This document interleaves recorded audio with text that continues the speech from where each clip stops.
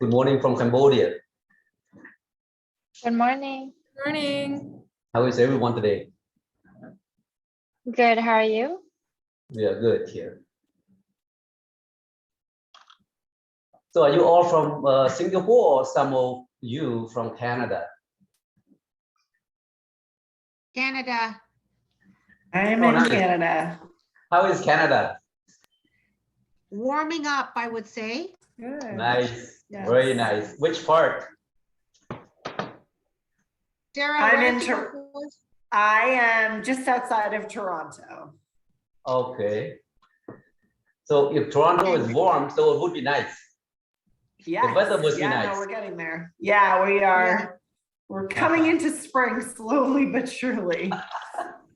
Yes. I was yes. gonna say, Sarah, I think we're leaping to spring. We almost like jumped over a few decimals because I don't know about you, but we're supposed to get 30 degrees this week, which is crazy. Are you we talking had about warm- minus? We missed spring. We went straight from Yeah. winter to summer. Well, I miss Canada, period. I haven't been there for a couple of years, especially we Canada. need- Yeah, we Calgary? need to find the Yeah. opportunity. Uh-huh.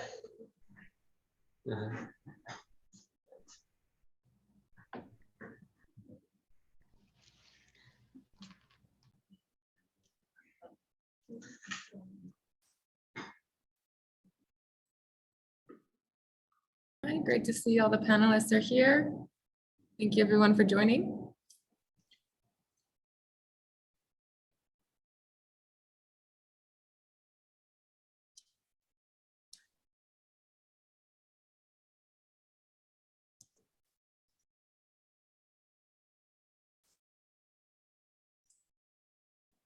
I just realized I was on mute. You'd think that after all this time, I would know I'm just talking to myself. Okay,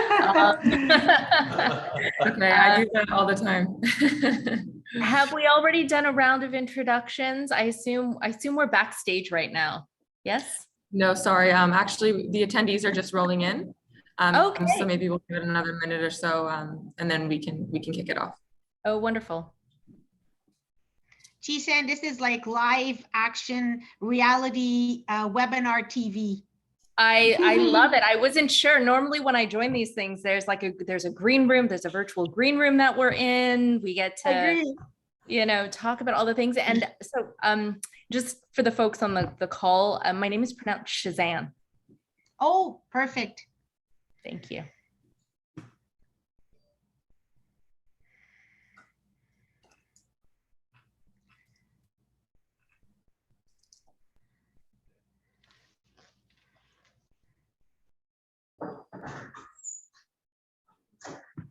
Danny, shall we start or shall we wait for another minute or so?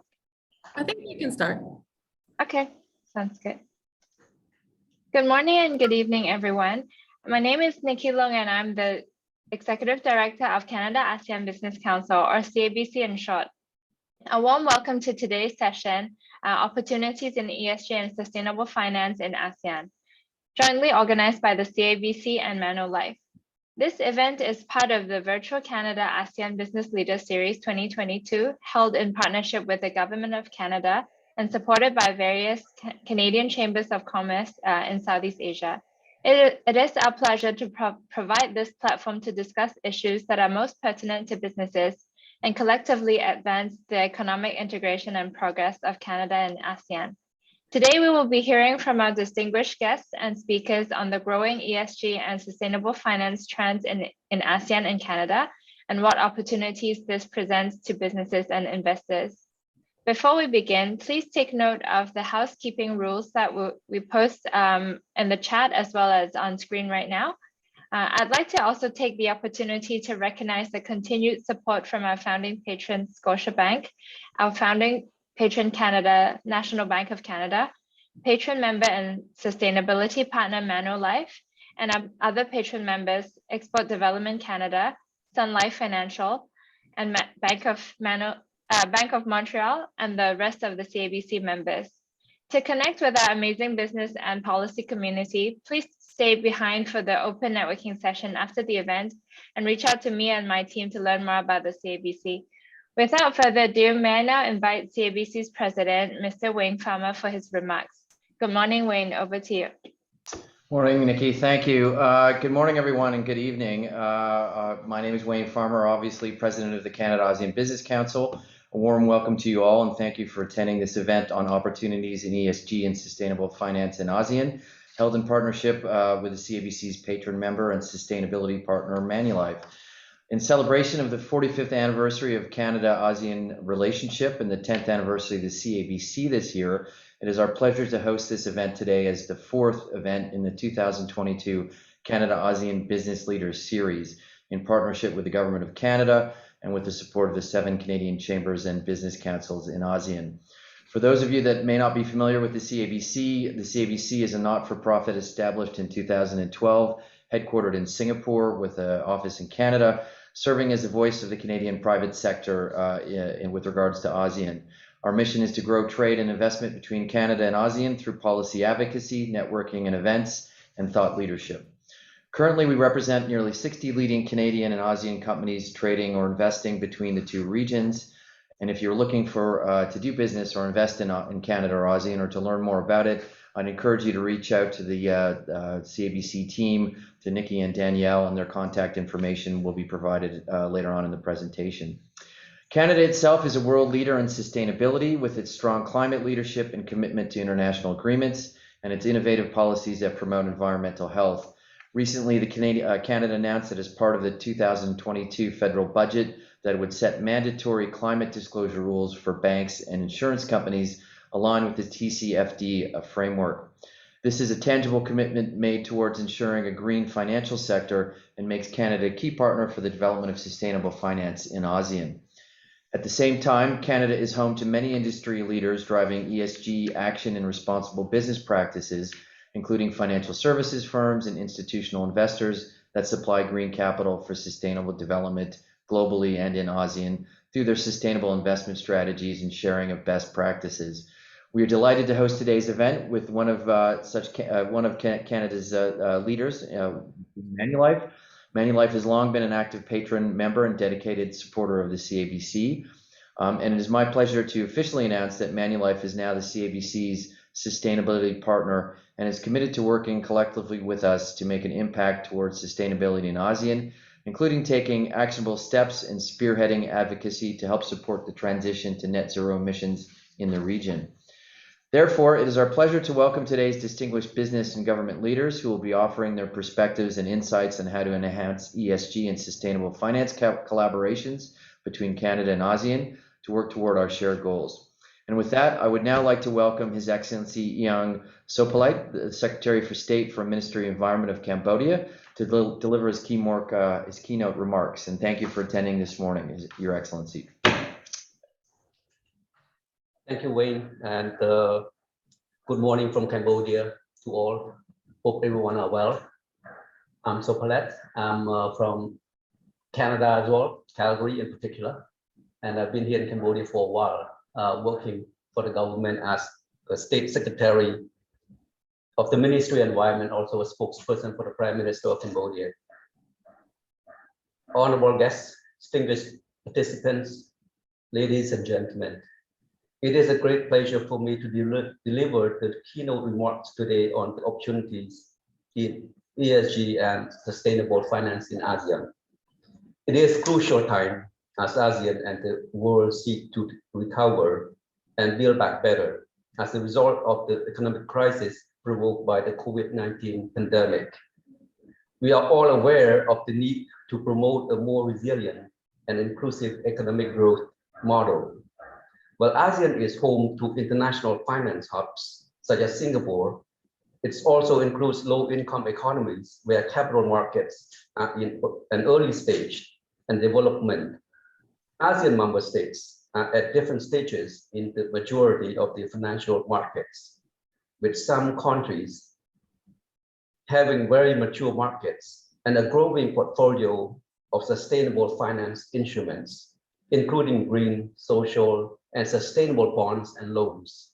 Some countries who are still at an early stage of integration in global financial markets are challenged with access to sustainable finance. ASEAN has identified sustainable finance as a priority And the ASEAN Capital Market Forum has developed a comprehensive roadmap for ASEAN sustainable capital markets. This roadmap includes work streams on corporate and investor sustainability disclosures, common taxonomy, ESG indices, as well as awareness raising initiative and efforts to better connect sustainable activities in ASEAN with public and private investors.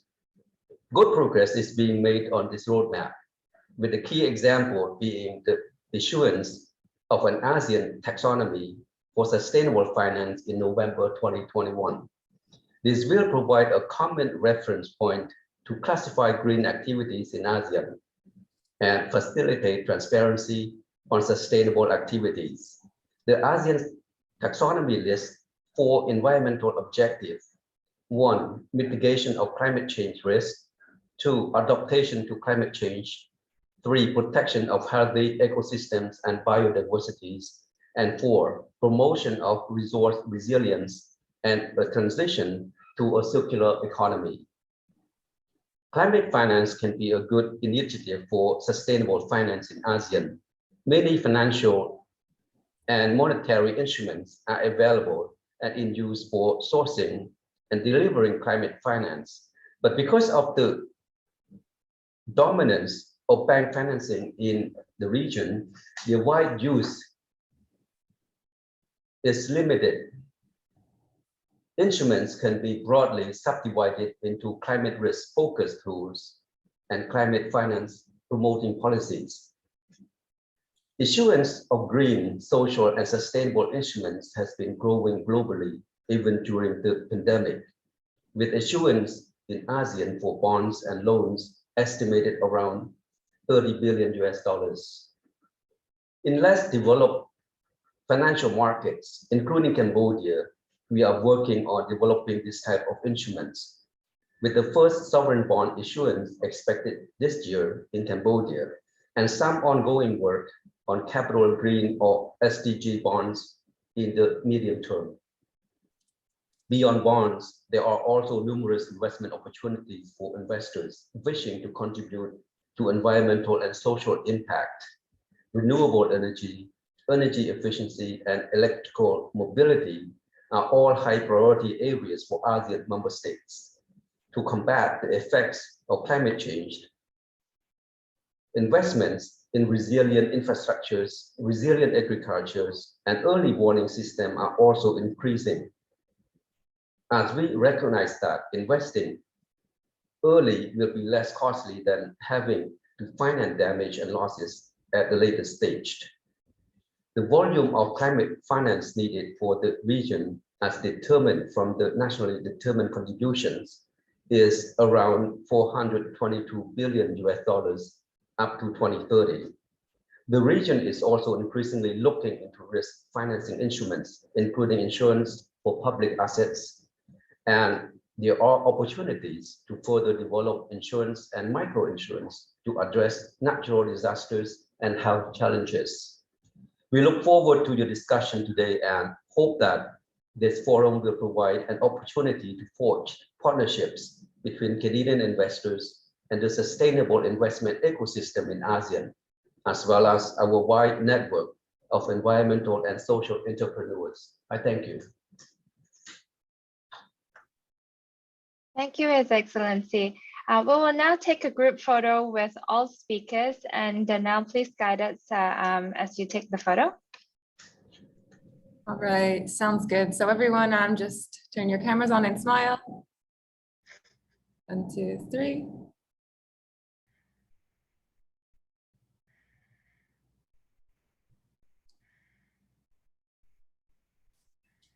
All right, wonderful. Thank you so much, everyone. So now I would like to introduce Ms. Chen Yu Shen. She will be giving she's from the Lee Kuan Yew School of Public Policy from the National University of Singapore, and will be giving a presentation on barriers and opportunities for Canadian ESG investment in clean tech. This is the summary and recommendations of an 8-month study conducted by the team, which will be released by the CABC in collaboration with NUS. So thank you so much, and Chen Yu, off to you.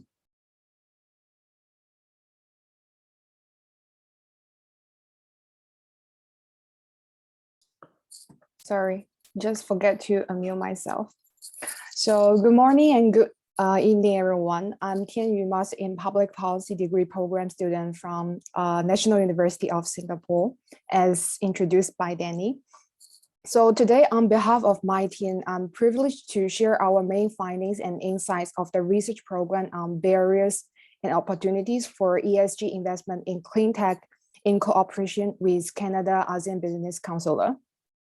The research objective, as suggested by the title, is to identify clean tech related barriers and opportunities in Southeast Asia, and to map out corresponding actionable steps for Canadian public and private organizations to maximize Canadian inroads into Southeast Asia clean tech environment. So part of our research includes expert engagement from the 4 Southeast Asia market in Canada to triangulate with desktop research findings. More broadly, on the demand side for green investment from the Southeast Asian market, we spoke with investment and economic development boards as well as sector experts. We also engaged with Export Development Canada as well as institutional investors and pension funds to understand supply side interest and needs. After desk research and interviews with experts in relevant fields, we have identified the barriers and opportunities in clean tech investment in these 4 particular markets. So first, in Indonesia, Philippines, and Thailand, they share a number of common barriers, including governance, transparency, overlapping regulations, information gap, those related to ease of doing business, and also geographical challenges due to the location and structure. However, these features are not common in Singapore, but there are also a number of other market-specific challenges. First, in Indonesia, the fixed electricity price set by the monopoly state-owned company, PLN, is a long-time challenge. The price is set low, making it hard for investors or producers to compete due to the high setup cost of clean tech. The Philippines has a high reliance on coal, making it hard for the market and producers to switch to clean energy. The oligopolical nature of utility provider is also a long-time challenge. Thailand, although it no longer allows coal-fired plants, has identified natural gas as alternative rather than renewable energy. And Thailand is known for its traditional vehicle manufacturing industry, expect to experience pushback from the existing players against electric vehicles. Singapore's challenge is on green bonds accountability, where there needs to be transparent information on the source of funds, and the bigger challenge will be the limited land constraint to build solar and wind plants. And here to give a better understanding of the potential investment opportunities, we plot on the sigmoid diffusion curve, which can hypothesically predict the market penetration rate for a given technology maturity. So as we can see, based on our analysis, we can see that,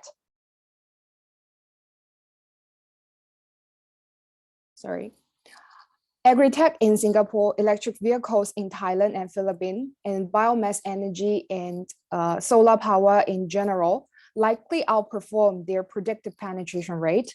Hence, they are mapped out on or above the sigmoid diffusion curve, indicating that these opportunities are especially promising and more investment ready. So, to pour our findings together, our team has seized the key opportunities for Canadian investors and clean tech players. Firstly, in Singapore, there is strong government interest in agri-tech and food security. For investors, an estimated $800 million in financing is still needed to tackle Singapore's food self-sufficiency needs. For agri-tech firms, Singapore could serve as a regional base to demonstrate and scale new autonomous growing technologies. To get the ball rolling, research and development partners between agri-tech clusters in Canada and Singapore would allow firms to work on joint innovation projects and scale in multiple regions. Secondly, in Indonesia, solar panel and electric vehicle manufacturing were consistently identified as key investment priorities by trade officials we spoke to. While Canadian firms do already have a significant footprint in both industries, They are still concentrated in North America. In light of this, Canadian investment and research and development expertise could play a unique role in developing and scaling solar panel and electric vehicle technologies for both Indonesian and regional markets. Thirdly, in Philippines, geothermal and biomass projects are priority renewable energy areas. Besides that, the investment and expertise in sustainable building projects is also in great demand. Thanks to the government Build program, despite the risk posed by limited government capacity in infrastructure project management, there is still a wide range of infrastructure categories for investors to diversify their real asset portfolio with. Finally, in Thailand, solar power and biomass energy are key renewable energy sources targeted by the government. They also happen to areas of Canadian industrial expertise. So as we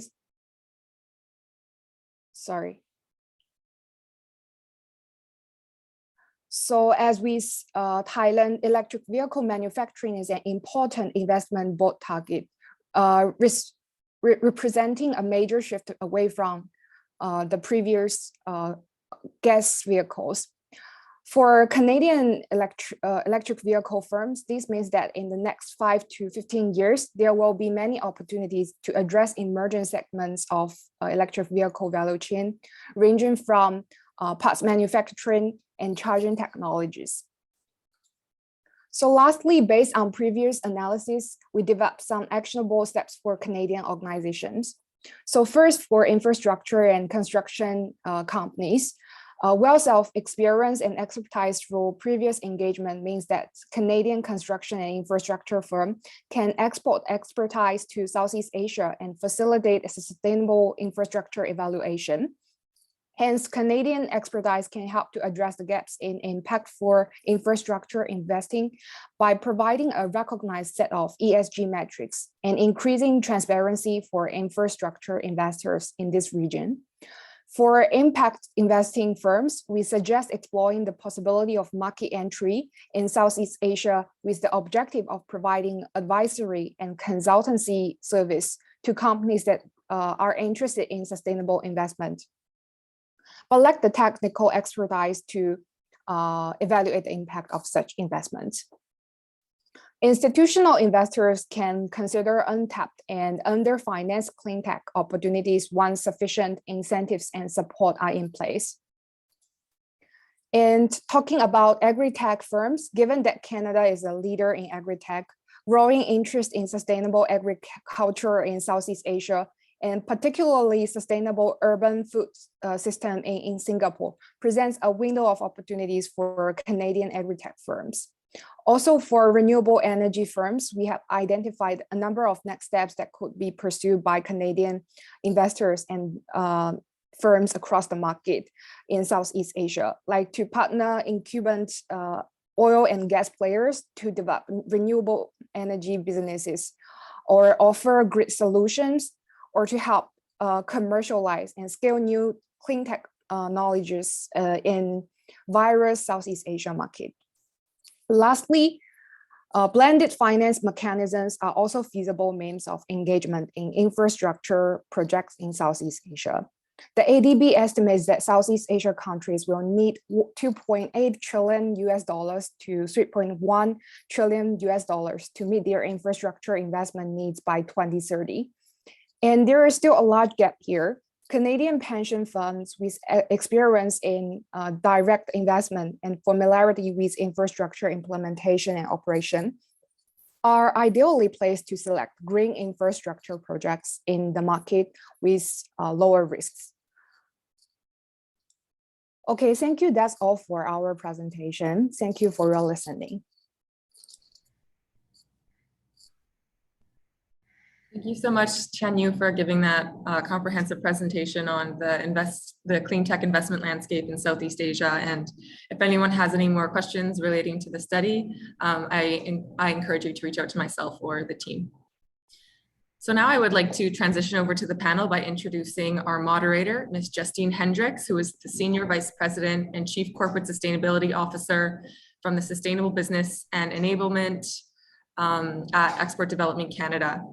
And Ms. Hendricks will be joined by the speakers, Ms. Sarah Chapman, the Global Chief Sustainability Officer at Manulife, Ms. Madalena Mohammed, the Director of Islamic Finance Department and Sustainability Unit at Bank Negara Malaysia, and Ms. Chizan Chu, the Chief Strategy Officer at Manifest Climate. So with that, Justine, I'll hand it over to you. Thank you so much, Danielle. And I'll say good morning to some, good evening to others. Bonjour tout le monde. As Danielle was so kind, my name is Justine Hendricks, and I'm really pleased to be here this evening and to be here to be able to host with some really distinguished panelists in terms of an important conversation around how Canada can be an ESG partner with the Asian region. Danielle, you were so good in introducing our panelists, but I'd first like to kick off by maybe allowing them to, in their own words, maybe say a few words about what they do in their roles. And certainly for some, I can share for myself. I've always been passionate about ESG, but if I take a look at my career, I've somewhat made my way into this passionate field. And I often find in my travels that others have had the same path. So I'd love if the panelists can share a little bit more about how they got to the role they are today, just to set the stage, and really looking forward to a great conversation. So Sarah, if I may call you by your first name, why don't we kick off with you? Sure, and thank you, Justine, and it's wonderful to be with everyone here today. So like Justine mentioned, I am the Global Chief Sustainability Officer at Manulife, which is a global life and health insurance company, as well as an asset manager. And essentially my role is to oversee all things ESG from a strategy, reporting, and disclosure perspective. And the double click on that is, as we think of some of the most important thematics and operationalization of ESG, particularly around our climate change and climate action plan, around our community investment and sort of CSR and philanthropic efforts, as well as our global partnership portfolio.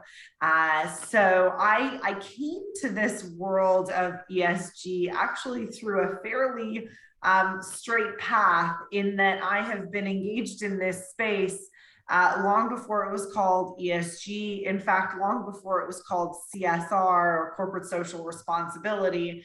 I always tell the story of when I was doing my PhD in this space and I told people it was in CSR, they said, oh, customer service representation, because these acronyms were not well known around the world, and now we're just in a very different place. I spent the early part of my career working for Hitachi, a large Japanese conglomerate, leading their social innovation business, based dual out of Tokyo as well as Sydney, Australia. So I did a lot of work in the ASEAN region, and looking forward to the conversation today. Super, thanks, Sarah. Madalena, why don't I turn it over to you to say a few words about yourself? Right, thank you, Justine. Good morning and good evening to all. I'm very pleased to be part of this panel and today's event. As Justine has mentioned, I'm the Director of Islamic Finance Department and Sustainability Unit. So I think everybody will be wondering, what's the connection between Islamic finance and sustainability? Well, there's actually a lot of similarity, because for Islamic finance, it actually, one of the key tenets is really about preventing harm. And preventing harm to the economy, preventing harm to the people, and also the environment. So from the central bank perspective, we regulate the commercial banks, the Islamic banks, the insurance companies, and so forth. So, we as a regulator, so because we do see the the dynamics and also the close interconnectedness between Islamic finance and sustainability, it's actually a journey that we decided to embark on back in 2017. So I got into this whole business of sustainability back in, later after that. So it was in 2018, and it got intensified in 2019 onwards. So before that, I was in various parts of the central bank, a little bit of economics, a little bit of financial stability, regulations, and so this is where I am now. So, and it's actually a big agenda by the central bank, and we are actually one of the driving force for sustainability agenda for the country. Yep, let me pause there. Super, and I'll come back to the cross between Islamic finance and ESG, because Madalena too, when I saw that, I thought it was certainly a topic that would be of great interest. So thank you for that. Chisan, why don't we turn over to you? And I know you have a really interesting story as well. So why don't you share a little bit with us where you came from and what brings you here today? Sounds good. Thank you. Hi, everyone. My name is Shazan Chu. I'm the Chief Strategy Officer at Manifest Climate. In my role, I'm responsible for driving strategy for the organization, as well as leading a team of strategists that complement the technology platform that we're building to help scale climate competency and resilience with our clients, and both here in North America and of course globally. I come to this role by a very strange route, probably isn't the right word for it, but a circuitous route that is grounded in both entrepreneurship and innovation. And so unlike Sarah, who I had the pleasure of meeting this morning. So it's so nice. I started my day with Sarah and I get to end my day with Sarah, which is wonderful, who has had a long sort of career and history in this space. I come here by way of a core in innovation. I co-founded and grew a global innovation consultancy for over a decade, helping organizations figure out what they should be focused on, what they should be building, how they might create new experiences for their clients, and more, or for their customers, excuse me. And more recently, I was the Chief Operating Officer at RBC Ventures, the venture arm of RBC, which is Canada's largest bank. So you'll hear a lot in my commentary around the intersection of climate and innovation and business strategy, because I truly believe that that intersection, very, very similarly to Madalena's intersection of Islamic finance and climate, there are a lot of commonalities, and truly innovative organizations understand that intersection is what's going to drive their futures. Thanks for that, Shazan. And I have it's almost like you ladies knew what questions I was going to ask you, but that's a topic that's going to come up in terms of how do you actually set up some of these roles, because we're seeing some interesting combinations. And I must agree, I think connecting sustainability to innovation and making sure that it's anchored at the right level in the organization can be a huge driver, actually an accelerator, quite frankly, to bringing some of those solutions and bringing those two together. So stay tuned, we'll circle back. But maybe if you can allow me, before we dive into the questions, I'll set perhaps the stage a little bit, and I'll share a little bit about what we do at Export Development Canada.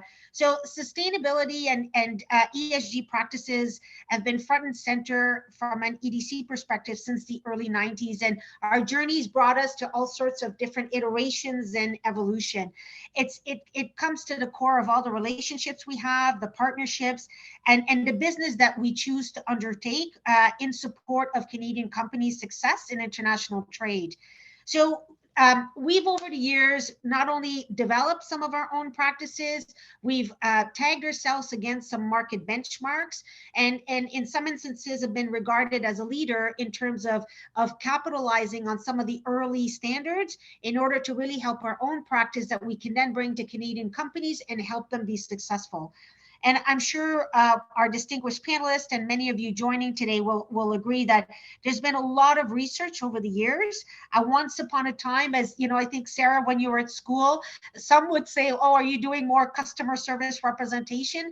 And, you know, we went through the phase where it was like, is there a business case to do this? Or is this just a cost that I have to be stuck with?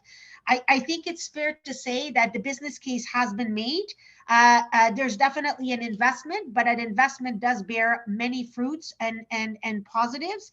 And certainly I can see, if you take from some of the research conducted from McKinsey back in 2019, there was a definite link that was made between strong ESG proposition and how they can actually create value. They can actually be a generator of innovation, which then can connect to growth. From an investor point of view, we also have research that demonstrates to us that investors are prepared to pay at least 10% more towards the value of a company that they would look to purchase, a company that has strong ESG practices. So those are just a couple of examples to demonstrate how ESG, the value of an organization, its growth opportunity, and the demonstration of its strong governance have all come together quite nicely, actually. And now is a real opportunity for Canadian companies, opportunities in the Asian market, as we've heard, in terms of the required investments, in terms of leapfrogging towards a transition to net zero. All of these are coming together. It's a really nice stage for us to have this dialogue today. So why don't we get started? And as our panelists all have quite a bit of experience in terms of the regulatory and some of the standards that have been evolving, certainly in some of the past panels I've been in Canada, there's a lot of conversation about, there's a lot of standards being developed. It's hard to keep track, which is the one that you have to latch onto, which I don't think there's necessarily one in particular, but certainly in terms of being able to navigate the space, being able to understand in terms of what some of those standards are and the importance of being able to align yourself to that.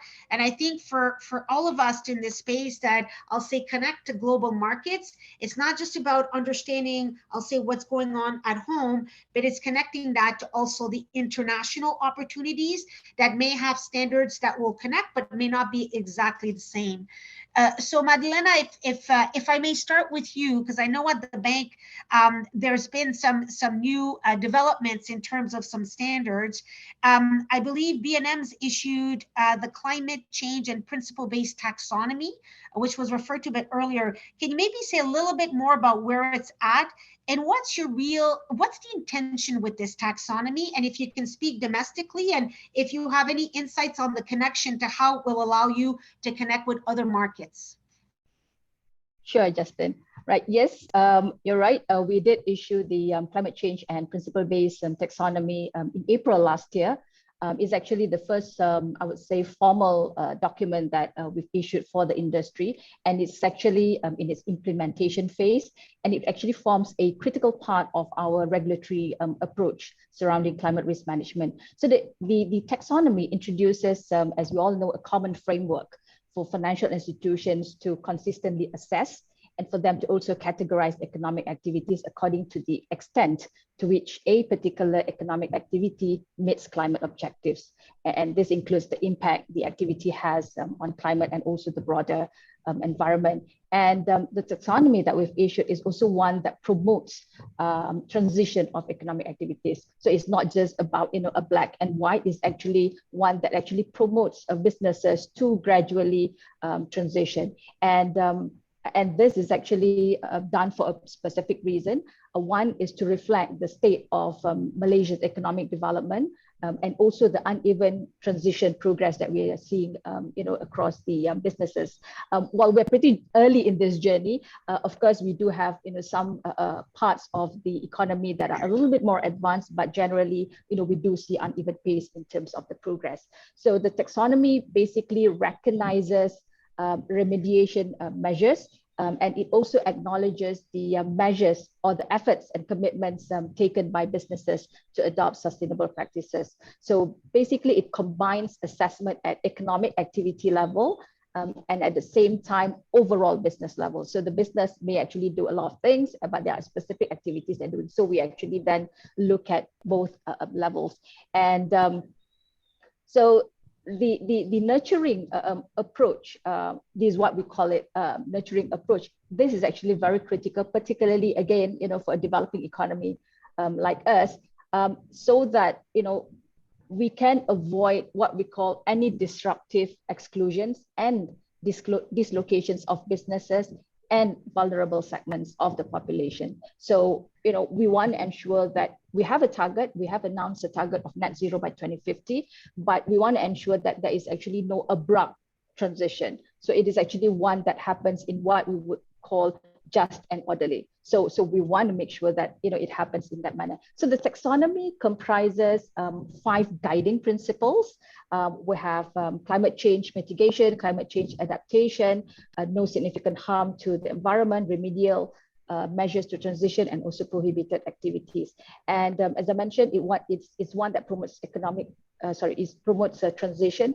So in terms of based on the guiding principles, the activities are then classified into either it's actually supporting, transitioning, or watch list. So it actually helps the financial institutions to then look back at their portfolio. I have, these classes of assets on my books, and then how do I then, help to migrate them ultimately towards all supporting transition.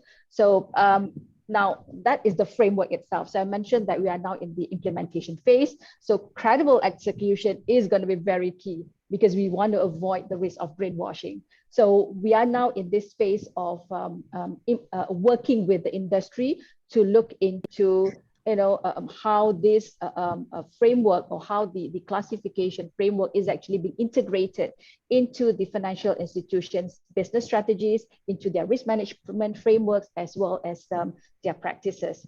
So, for this, I should say that, for climate as a whole, actually the regulators are working very closely with the industry. So we have actually set up an implementation group. So early on when we started this journey, so we have a few financial institutions that, look at the taxonomy and how can that be implemented? And the intention is really to surface any implementation challenges. So the implementation group essentially is a platform where the pilot financial institutions actually share their experiences. What were the challenges that they face? And then how do they navigate these challenges so that it becomes, it acts as a reference for the other financial institutions. Now, reporting is another component. So we have the framework, we have the implementation, we talk about reporting. So reporting, beginning July this year, financial institutions will then start to report to the bank in terms of, what would be the proportion of their portfolios in the various categories. So that will actually help pave the way for financial institutions to then start disclosing this to the public. So we have actually set a deadline of, a timeline of 2024 for the financial institutions to then start disclosing this information. You mentioned about, so that's about Malaysia. Now, we do also recognize there's a growing intra-regional trade and investments within ASEAN. And what this means is that, we do want to have a common framework. And His Excellency has mentioned about the ASEAN taxonomy. So yes, that has actually been, we have issued what we call the version 1, which provides the conceptual framework of the ASEAN taxonomy. So for the ASEAN taxonomy, it's actually a multi-level. So there is a foundation framework, which is principle-based, and we also have the more advanced framework, which we call plus standard. So the foundation framework is one that will be applicable, that all the countries within ASEAN would be able to adopt and implement. So as the infrastructure matures, as their understanding and knowledge matures, then they can graduate to adopt the plus standards. Perhaps I stop there. Yep. No, that's really insightful, Madalena. Maybe just a quick follow-up question. So for a Canadian company that's has its eyes set on the ASEAN region, understanding this taxonomy, would it be fair to say, the ability of a company to be able to articulate what it's contributing on ESG vis-a-vis the framework that you've developed, is that part of the vision, so that it's not just within your region, but it's how you will connect with others? Yes, that's right. So the taxonomy that the bank has issued is aligned with the ASEAN taxonomy, and the ASEAN taxonomy is also aligned to the various international taxonomies that we see. So there is actually that alignment. Of course, it will be contextualized to the specifics of the region, as well as in the case of Malaysia to the Malaysian circumstances. But yes, so we do recognize alignment is going to be very critical. Yes. Yeah, and I'm glad you mentioned that, because I know that's often a question that's asked. Do I have to figure out everything? But I think if all of us involved do an effort to align to like the common language and then recognize the subtlety, and be very articulate about that, it really helps in terms of the different entrepreneurs as they try to navigate to understand where they need to do their focus, right? That's right. I think understanding is one, regulatory costs and regulatory burden is also another. So yeah, so that are some of the bases, in coming out with the ASEAN taxonomy. Super. Well, thank you for that. Shasay, I would like to turn over to you.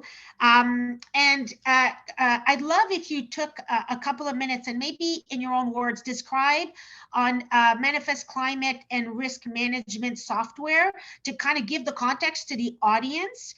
And because it'll make it a lot more practical. And then maybe the question I was hoping you could speak to is how can something like what you bring to the table be integrated or complementary to some of the existing taxonomies, such as what Madalena was describing for us? It's a great question, Justine. So why don't I start with an overview of Manifest Climate's software and sort of our history. So Manifest Climate has been around for, I would say now, 7 or 8 years in different formats. Actually started with a group of climate experts doing professional services and consulting in this space. And a couple of years ago, Laura Zizzo and Jeremy Grevin got together and said, how do we scale this? How do we take what we're doing on a one-to-one basis with organizations and figure out how we can scale what we're doing so that we can scale resilience and competency globally? That was the premise. And so our technology platform is actually a very intelligent platform that's grounded in TCFD. So back when the organization first started to think about how to codify what we do, we chose TCFD because it was prescient. We thought this is going to be the global standard. And while there have been other frameworks and other structures, definitions that have surfaced, TCFD continues to be chosen by exchanges. It continues to be chosen by regulatory bodies, by governments, et cetera. That doesn't mean that we are also not adapting. So as new frameworks come out, we are certainly in the process of mapping our framework to others. But if I go back to the platform for a minute, the platform itself is a combination of sort of AI-driven technology and our deep climate expertise. The way it works is we ingest data from a number of different sources, both public and proprietary. So public being public disclosures and reports. We have deep conversations with organizations, with leadership to understand organizational structures and processes and things that may not be in public disclosures that are important to understand sort of the ins and the outs of organizations.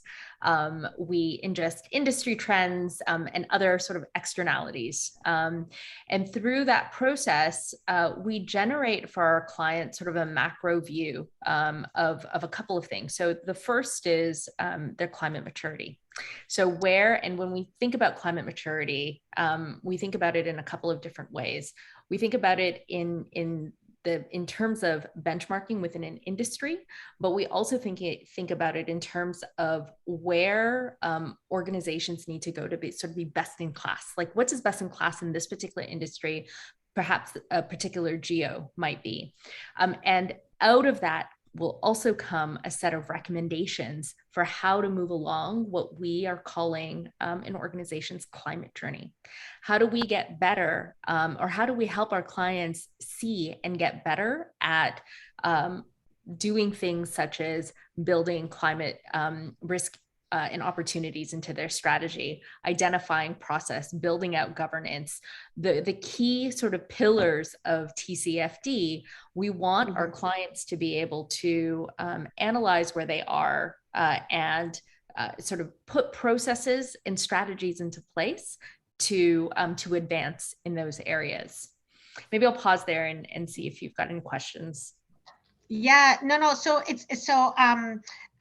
from what you've said, I'll try to kind of summarize what I see as could be real benefits. One is, I heard you articulate that you combine understanding the company itself and what they're doing and complementing it to with other sources. So when you said that, it made me think of sometimes when I engage with entrepreneurs, it's where do I begin? Oh my God, I don't know. Like, there's activities I think that companies do that can contribute, that sometimes we're not necessarily aware of. So I think combining the factual data with the one that is not as known can really help, I guess, build that profile of the maturity of a company, is what I'm hearing and what you're seeing when you're saying. And maybe the other element of it that I thought you said was really important is the journey.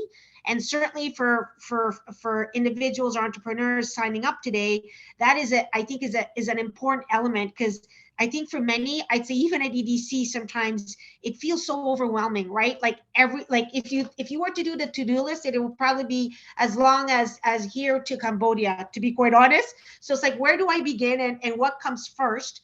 But certainly one of the big advocacies we have when we work with companies is the key is to start and build momentum. Because certainly when we do, due diligence, we very much recognize the progress that companies are making towards that end state. The vision is not to be at the end state within the next 12 months. And I find it really important to repeat that message. Does that resonate a little bit with some of what you shared with us? Yeah, absolutely. I mean, I think organizations are all at different stages of of what we would call their climate journey, right? Some organizations are climate new. This is the first time, like there's a lot of noise. They've never had kind of the strategy or discussions internally before. There are others that are alert. There are others that are competent. They are certainly along the spectrum. I wouldn't consider any organization to be resilient at this point, right? So if you think about, if you think Manulife might be the closest, but if you think about organizations along the spectrum of what we call the climate journey, they are all at different stages, and they all require different levels of support and facilitation. And so in addition to sort of building out the and identifying sort of the maturity where an organization is along that climate journey, we also have tools. So we've got tools that help with training, that help with learning, tools that are all the way from board level to management and leadership, around governance and around how to actually build processes. We have market intelligence platforms that curates our platform curates 30,000 news sources. You open any newspaper today in any part of the world, and there's something about climate in that newspaper. How does a leader in an organization pull all of that in, digest it, and then apply it to their business? It's very, very difficult. And so we've created, I hate using the word one-stop shop because I think very few things are one-stop shops, but we've created a platform that is really focused on reporting, on benchmarking, on disclosures, and on competency building. Yeah. No, that's fantastic, and a great segue into Sarah, the pioneer at Manulife.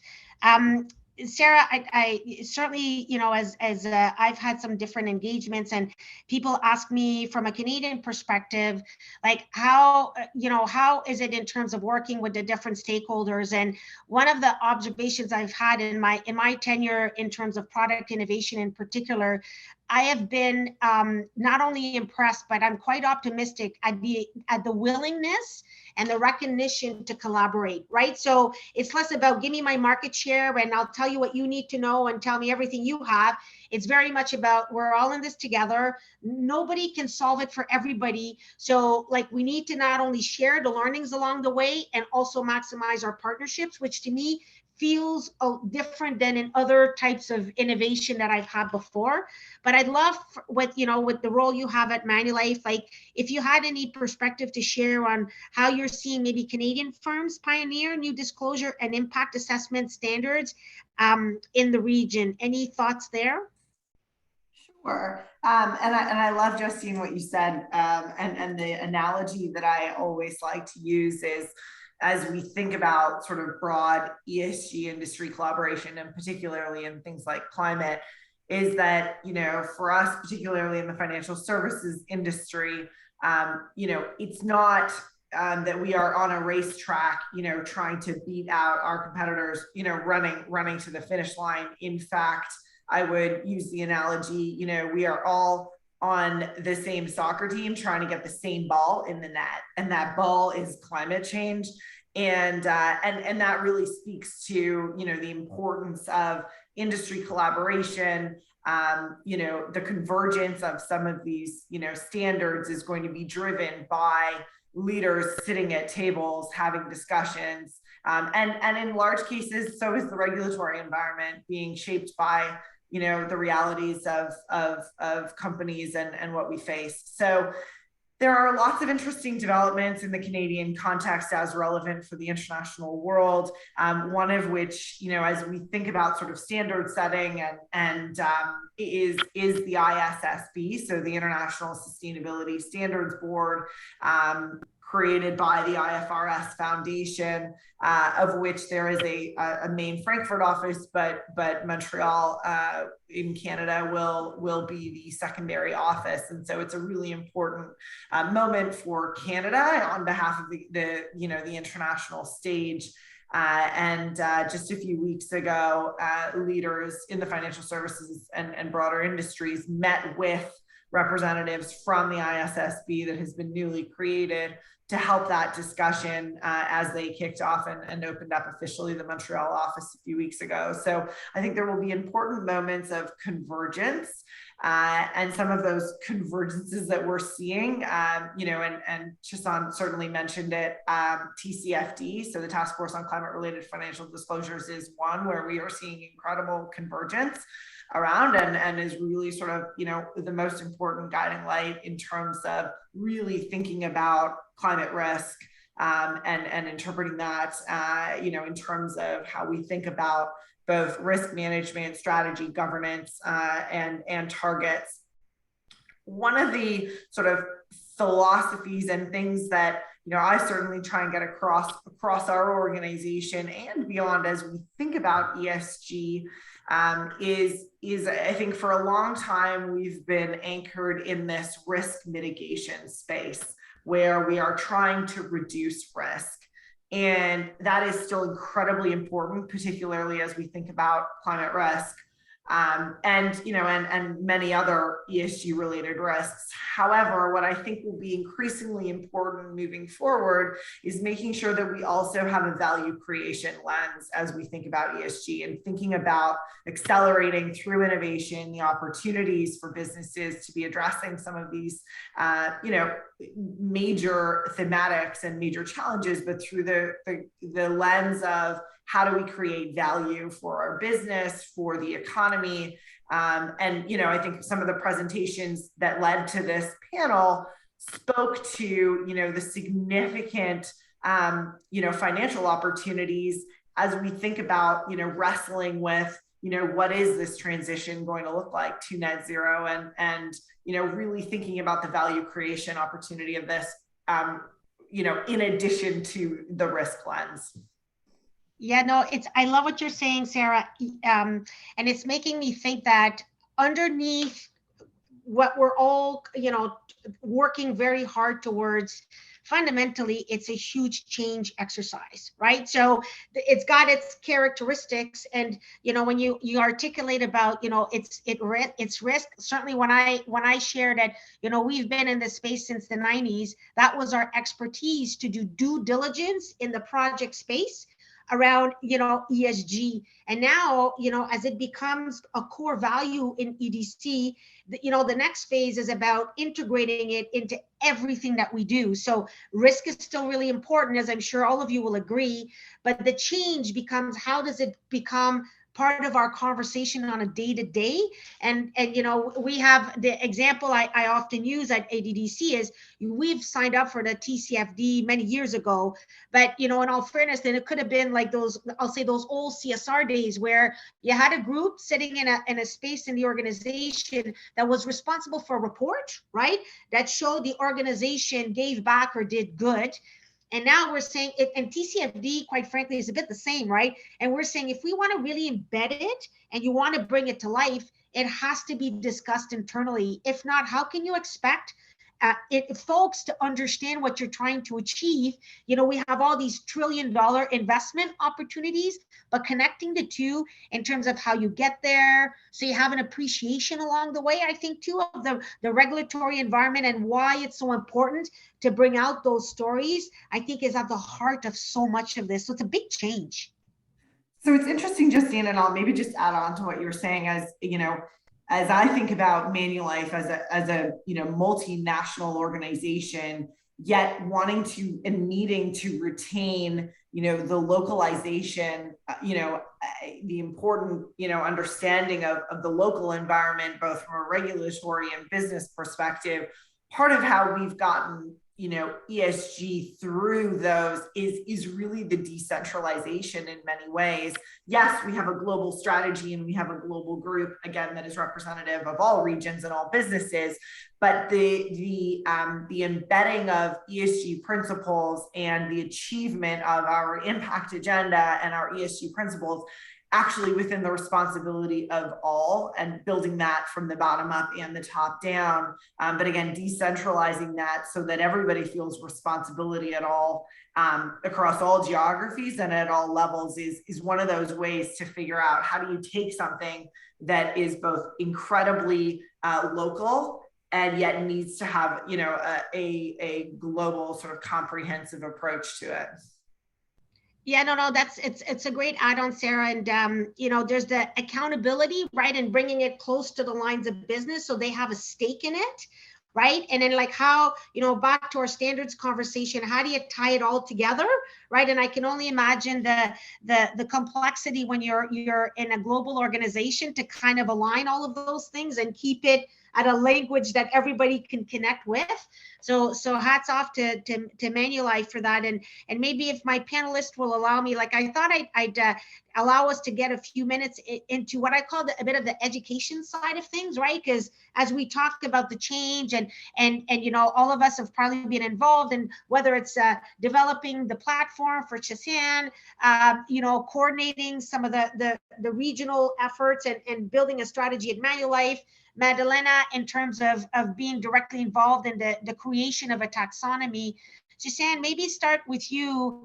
Can you speak to, if we have organizations that are participating today, and all of us are in some more or less large organizations, like what is the importance, I guess, of bringing climate education or awareness in terms of the overall corporate governance? So for me, corporate governance, right, you've got your board, but it's got to go across, I would say, the leadership. So maybe if you could share a few thoughts on that, and certainly with all the engagement you've had with companies, I'm sure you've got a few secrets to share with us. Yeah, I mean, I'll actually continue and build on what Sarah was talking about in terms of, and Justine, what you were talking about ESG in a corner, and now it has to be center and has to be in everything we do. I think that extends and actually is built off of education and understanding. And the core of it is that we need to build basic competency I think in organizations that are much farther ahead, like Manulife, who has, you know, someone of Sarah's caliber at the helm, being able to sort of drive change at a senior leadership level. Not all organizations have a Sarah, right? Many organizations still require board level education. They still require senior leadership education, and that level of competence isn't it's a global issue that organizations need to address, excuse me. And, you know, I'd say that if I think about the platform that we are building here at Manifest Climate, the idea of being able to identify where organizations sit allows us on that journey, allows us to identify what kind of education they need. So at certain levels, and in order for change to happen, it must happen from the top. It must happen when there are incentives. It must happen when the board understands the importance of the longevity and the duty of care that's required at the board level to extend to the management level, that extends to the business units. And, you know, this move from sort of corporate social responsibility to risk to core strategy, that's the real change management. When climate becomes part of your business's core strategy, in the longevity of the organization, the economic longevity of the organization, that's when you know you're really playing in the right space. And, you know, like, the good news is organizations have never been more primed for this, right? Like, you know, we talked about this earlier. We've seen, you know, you can't open a newspaper without seeing, you know, something about climate, whether it's heat waves or droughts or typhoons or impact to people, to our neighbors. And this is, you know, no place in the world is exempt from this. And so that's the bad news and the good news to drive urgency in this space. So I'm going to come full circle. You know, we need basic education for those that are just starting. We need increasingly sophisticated education to really understand how to incorporate climate into strategies and into the implementation of budgets, into the implementation of growth plans, into transitions, et cetera. So I'll just pause there. It's just I love your passion. So you know, I think once you start to dig into this, you know, you kind of get the bug, pardon the pun, and then you kind of go and you start to see how things connect. And, you know, as you were speaking, it was making me think, you know, when you speak about the investment in education, to give maybe some perspective to the audience, I can see I've been in my role for almost 3 years. And I've seen, you know, we tend to have about 5 or 6 board meetings a year. And I started where maybe I had a 15 to 30 minute time slot. And in the last 2 years at every board, I almost have 2 hours. So Sarah, expect me to call you to get some tips on that. But it just shows you how much of an investment we've made. And I'll certainly attest to the dividends that it pays, because then as you have to bring forward some of the decisions you need to make, right? Because ultimately this in education and information needs to guide you to some decisions. It could be an innovative decisions, understanding or implementing a regulation. Do I select TCFD or something else? Whatever those decisions are, you start to see that the more education and you make that investment, it facilitates, I will say, that whole dialogue. And then also that starts to bring people together. And I, you know, earlier, Chisan, you were talking about how, you know, you combine external data with kind of what the companies are doing, and you give them their climate maturity. And, you know, in the spirit of sharing, I know just recently we kind of went through this exercise at EDC where, you know, we have a TCFD disclosure, we have, you know, an annual report, and we have all sorts of data. But we had actually, to be honest, never taken that data and put it on one sheet of paper. So we actually went through that exercise, which seems a little bit simplistic, but we did it. And you know what was really telling? Just putting it on one piece of paper and me bringing it with my colleagues was not a revelation, but it really opened people's eyes, because in some cases we're like, wow, we don't even have a target on this. Like, we're reporting something, but we're not benchmarking to our maturity. We have to fix that. Like, there was all sorts of little things that can be very quick fixes, but because we were always embedding it in a document and you didn't have that view, it wasn't bringing people to have a focused conversation or what it meant. So, there's lots of activity that's done around the annual report, which is all very important, but taking out of that what connects to ESG or to climate is like the learning from us that we have to make sure. So again, sometimes it's taking what you have and collecting it in a way that facilitates a conversation that also helps bring people along. And I think that's critical. So first of all, we need to get EDC into Manifest Climate's platform so that you can see it and you can track it year over year, right? I think that is the most important thing, is to see your progress also year over year, because the words on a page don't mean anything unless you take those words and actually make and take action with them. The recommendations on how to move forward in an organization, that's the most important thing. The words on a page they just facilitate. Exactly. So I do want to get to the questions, but I see we have a few minutes and I'd love to still hear from Sarah and Madalena. I have to stay true to my promise. I want you to see if you can share a bit more on the intersection with Islamic finance and sustainability. But Sarah, as you know, being the global lead for Manulife, like any best practices to share, as folks are listening in terms of, combining that education piece, like how do you try to pull it together from the small, but also the quite large? I think it'd be really useful. Sure. So I'll touch on a few things. Education, just picking up on that conversation, having been engaged with Manifest and seeing the materials when it's curated in that way for your organization, there's nothing more valuable than being able to provide to our executive sustainability council, our executive leadership team, and our board these sort of in the moment changes that are happening. Because and people often ask me, how can I get up to speed in terms of what's happening in the ESG world? Like, what, should I go back to school? And again, I'm being hypocritical in some ways because I have a PhD in this space, but the best way to stay educated, because this space is moving so quickly, is through like what Manifest is doing and the curation of that content that's happening now. Because even if you were to look at materials from 2 years ago, they're frankly irrelevant because we are moving so quickly in this space.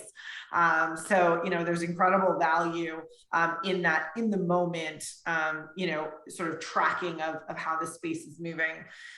As I think to step back, one of the questions that I'm often asked, and I think I see it coming through in the question coming in is yes, that's what you're doing at Manulife. Manulife is a very big global organization. Where do I start? And one of the challenges that we have in this ESG space, frankly, is that there are 150 things that get piled under the banner of environmental, social, and governance. And it's very challenging for organizations to figure out, where do I start? And, there's the very traditional sort of materiality assessment approach, which is essentially just figuring out what is, where do you have the ability to actually make an impact and what's important to your stakeholders, and sort of mapping that out. Fundamentally, I think where organizations get lost in ESG is when they try to do too many things. They end up being reactive and not actually having robust, credible action plans against a few little things. So my advice is always, and we have to do this too, even at Manulife, is pick where you have credibility, an actual ability to impact, and where it's embedded in who you are as an organization and what you do as a business. Start there, and use that as your focus lens to drive real change, rather than trying to go too broad, too fast, too early. I think that's fantastic advice, Sarah. And we just performed a materiality assessment, and that was some of the advice from our advisory council, right? pick less, you know, be bold about it, but also clearly articulate what you're going to do, and equally in some instances what you're not going to do, because that too I think speaks to your credibility and will force you not to be reactive, right? Because you really got to be focused, and then that's where you can also build more momentum, right? So super. So Madalena, I want to maybe go back to you before we turn. We have a few questions in the chat, and we did have a couple of questions submitted, but I thought the cross section between Islamic finance and sustainability is such an interesting one. You know, and you kicked off by speaking a bit of, at its essence, kind of that the philosophy behind it. But any other insights you could share that would be useful for Canadian entrepreneurs to be aware of? Well, sure. So, you know, I mentioned about the intersection between Islamic finance and sustainability, and you know, and I mentioned about, you know, at the heart of Islamic finance is really about prevention of harm. Now, so, you know, in our case, we do see that, and we want that to actually be the core foundation, not only for the Islamic finance industry, but actually the financial industry as a whole. So, of course, we started the journey with Islamic finance because it's a natural thing for them. So this journey started back in 2017 when we issued what we call the value-based intermediation. Now, when we talk about value-based, we are actually talking about, you know, financial sector providing positive values to the customers, to the environment, to the people. So that is the strategy that we embarked on back in 2017. And since then, and just to pick on what Shazan mentioned earlier, you know, for the financial institutions to be able to really embrace, you know, for in this particular case, value-based finance, what is really critical is tone from the top. That has to be absolutely clear, right? And that in itself will actually then set the tone in terms of how does that get, you know, how does the mindset shift happens? How does, you know, the DNA of the financial sector respond and change to that? So that has actually been the emphasis for the Islamic finance since 2017. So, you know, we look in terms of how they internalize it and so forth. Now, and to facilitate the Islamic financial institutions in doing so, there's been several guidance documents that have been issued.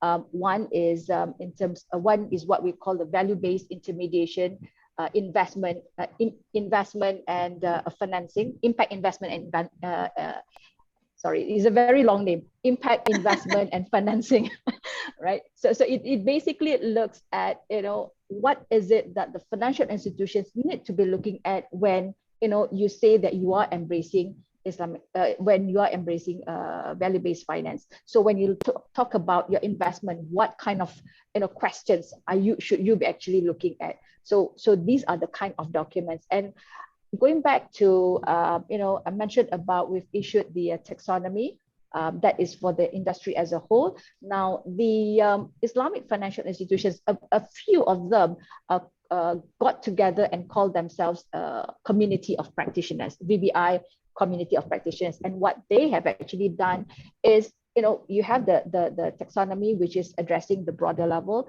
Now they have actually then stepped in and issued what we call sectoral guides. Okay. So when you try to actually then bring down the taxonomy at the sector level, then, you know, the sectoral guides actually provide you with additional, very tailored and specific risk management toolkit. So when we talk about intersection, this is actually how, you know, the conventional as a whole and the Islamic finance community actually then work together. So that is actually, so far there's been 6 sectoral guides been issued by the VBI community of practitioners, and these are actually being applied by the financial industry as a whole.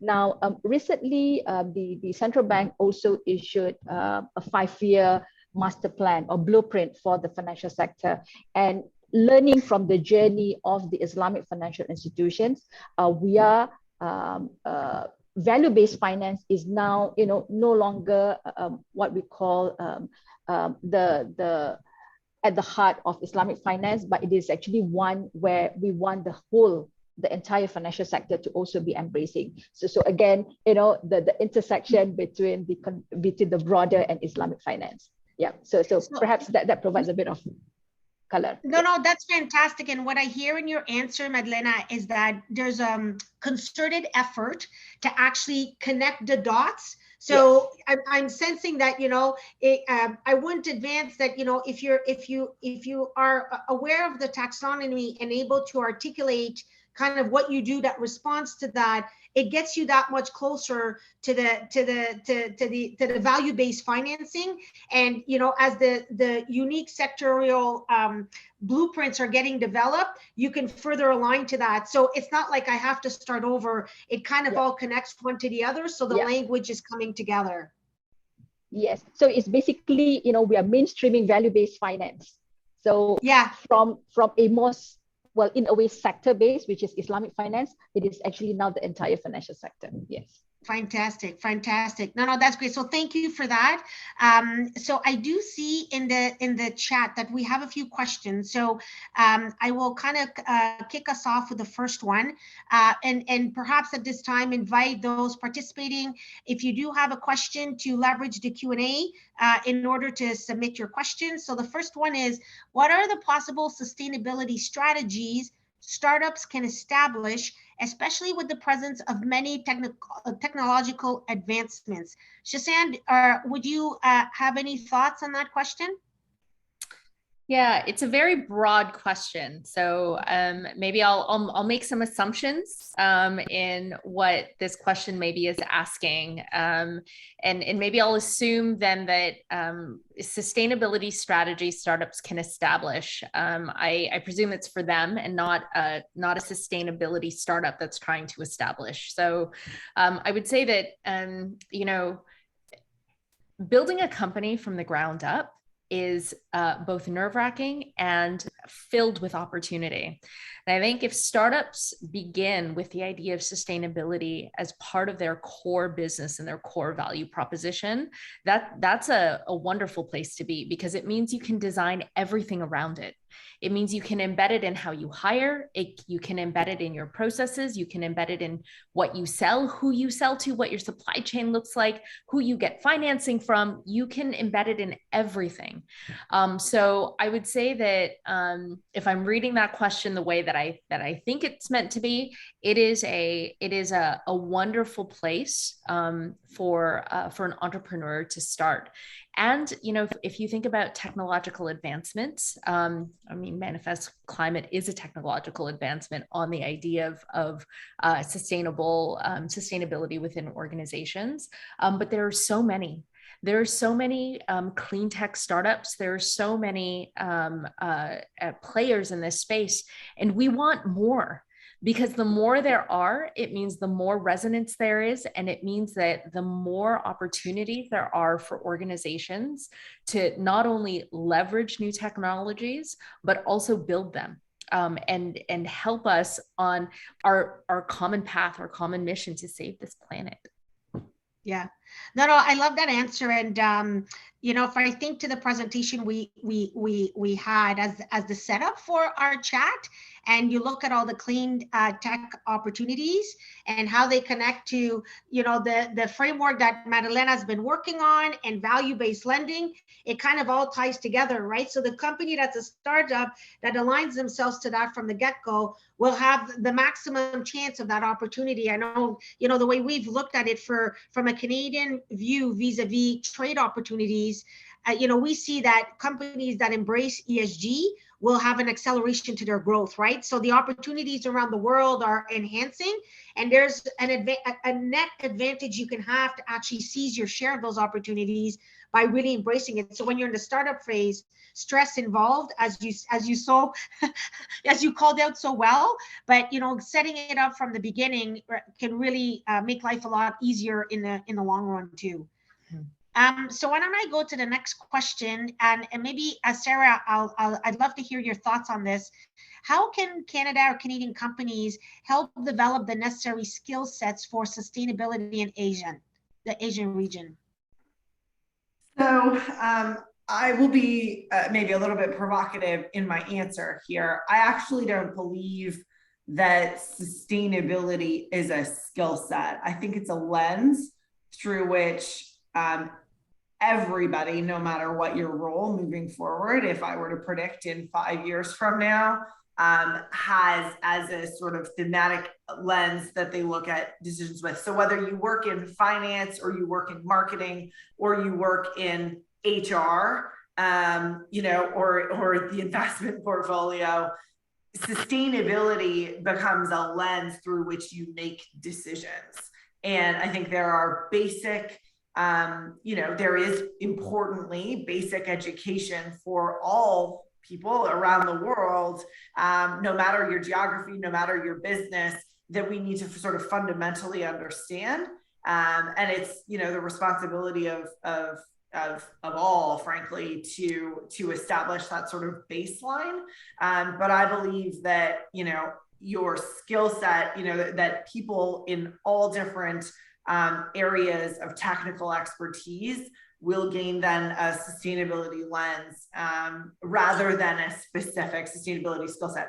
Obviously, we will continue to have our climate experts and our very technical expertise, but you know, my broad answer there is actually that sustainability is a lens, not a skill set. So maybe provocative, but I think where we're headed in this space.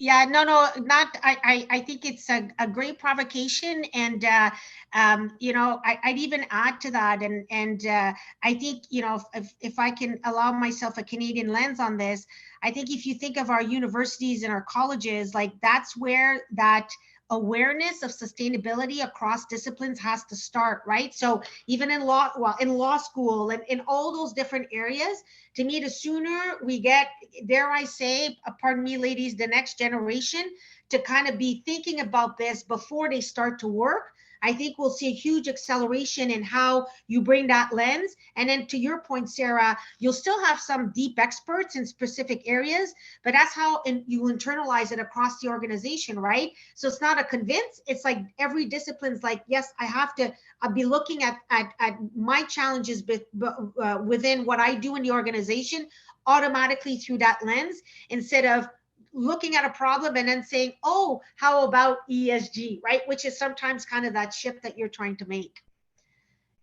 So the last question I see that we have is when talking about ESG, regulators in Asia seem to focus more on E, while S and sometimes G seem to be sensitive to some countries. Will this change in the near future, or at least move forward a bit? Madalena, do you have any thoughts on that? I know we concentrated a lot on the E side, even in this conversation, but I certainly did pick up and hear you mention about, you know, planning and sequencing so that it's orderly and just. So hopefully I was a good student and I was paying attention, but maybe you have some additional thoughts there. That's absolutely correct, Justin. So yes, you know, when we talk about ESG, when we talk about climate, that in itself, that subject in itself is a very complicated one, right? It's a very complex one. And, you know, what we've been mentioning is actually a journey. So yes, it seems that, you know, Asia seems to be, you know, focusing a lot more on the E component, but S and G are also you know, in the minds of the regulators. So we are actually taking a phased approach. And in fact, in the ASEAN taxonomy that, you know, we are working on, while at the moment, the focus is primarily on E, we are currently looking into embedding S, the social component, into the taxonomy itself. So it is happening. Perhaps, you know, at a different speed compared to E, but it is surely happening. Yeah. Thanks, Madalena. I must admit, I think I lost you there for a few seconds. I don't know if others did, but maybe it was more the technology on my side than yours. Shazan, were you able to hear the whole answer? Super. Yes. So yes. Super fantastic. It's probably, to be honest, Madalena, it's probably the girls upstairs streaming before I finish this webinar and order them to go to bed. So apologies for that. And glad I was able to zoom back in. And I noticed that there's one last question. You will permit me, we still have a couple of minutes and I'm going to try to squeeze in. In terms of financing, how can we promote financing linked to sustainability from the government issued bonds to corporates? How is sustainability a differentiating factor or hopefully not one? So I'm going to leave that open. I mean, I can certainly, I'm not sure I understand fully the question, because what I read in the question is that the idea with having sustainability linked to a loan would mean that you would have KPIs that you would measure in terms of a company's progress against those KPIs. And the result of that progress would give you a benefit, and that benefit could be a reduced interest rate and so forth. But I don't know, Shashank and others, any thoughts on the last question? I'm drawing a blank on that one. So yeah, yeah. Well, maybe I'll attempt that question. So I think this is where, you know, perhaps the question is actually looking at, you know, how can the public sector and the private sector actually work together. So one of the panelists mentioned about blended finance earlier. So I guess this is actually, you know, an example of where the, you know, public sector and private sector can actually come in together. So the public sector can perhaps come in, you know, with the risk absorbent component of the financing structure, and the private sector can actually then come in, you know, from the finance, the normal financing part. So perhaps that is actually one area, and it is, and when it comes to blended finance, it is actually an area which, you know, not just in Malaysia but globally is being, you know, really looked at. How can we develop, you know, a robust market for blended finance, and what kind of infrastructure would actually be needed, and so forth. Yeah. So I hope I you know, I've attempted to, you know, answer the question. Yeah, no, thanks, Madalena. And you're making me think, and hopefully this is helpful to the individual that asked the question. If there's an interest, I know in Canada, from a export credit agency point of view, so EDC, we actually do a lot of partnering with the banking sector. So, you know, our role is a crown corporation, so we're at arm's length to the government. But, you know, certainly we've done a lot of product innovation, working hand in hand with financial institutions in terms of building solutions. And just recently, we actually had a guarantee partnership that we launched with a major Canadian financial institution. And it's along those lines, Madalena, where we're side by side, but it is about the two of us coming together, recognizing some of the risks, the longer terms that are probably needed given the new sectors that we have to dive into, and how we came together. So thank you for inspiring me to remember that. But if folks are interested in how we've tackled some of these things, because I know the different export credit environments, the rules are not always the same. So some jurisdictions may not be able to have as many of those solutions. So with that, my fellow panelists, I believe we are at time. Danielle, if I'm correct, if I can allow to say thank you so much for joining me in this conversation, to the CABC for organizing this session. And again, I think I saw in the chat, if you had any more questions, to not hesitate to ask. And on that, Danielle, do I turn it over to you for the last closing comments? Thank you so much, Justine, for moderating this session so wonderfully. And thank you to our keynote speaker and to all of our panelists. I can't even believe how much ground we were able to cover in 1 hour, from taxonomies to benchmarking to sustainability skills. And it's so wonderful to see there's so many opportunities for more Canadian expertise and capabilities to be leveraged in ASEAN to grow the ESG and sustainable investment climate. So thank you so much for your insights and tangible action steps. It was very much appreciated, and it was a great panel. So with that, I'd like to thank all of our attendees for joining in for the session. We really appreciate it. And please do reach out to myself or our Executive Director, Nikki Lung, through the contact on the screen. And if you have just a few minutes, maybe just fill out the post-event survey and follow us on social media as well. We're looking forward to welcoming you with the rest of our events in this series. And now we'll be moving over to the post-event networking session where we can engage more deeply with the other participants. So the link has been emailed to you and also shared on the chat. So we hope we'll be reconvening there just after this. So with that, I'll wish everyone a good day or good evening. And thank you so much again to our speakers. And we'll see you next time. Thank you. Thanks, everyone. Have a great day, everyone. Bye. Bye.